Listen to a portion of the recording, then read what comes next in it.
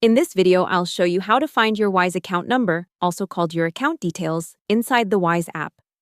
First, open the Wise app and log in.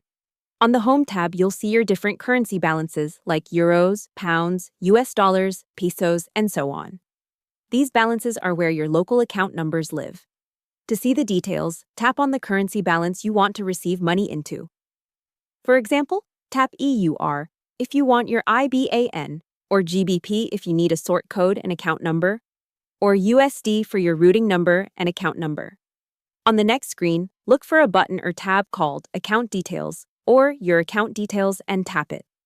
Here you'll see the full details you can give to other people or companies, such as account holder name, BAN/account number, sort code or routing number, bank name, and sometimes address.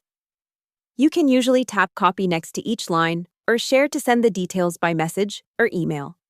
If a currency doesn't show account details yet, you may need to add them by tapping Get Account Details and following the prompts.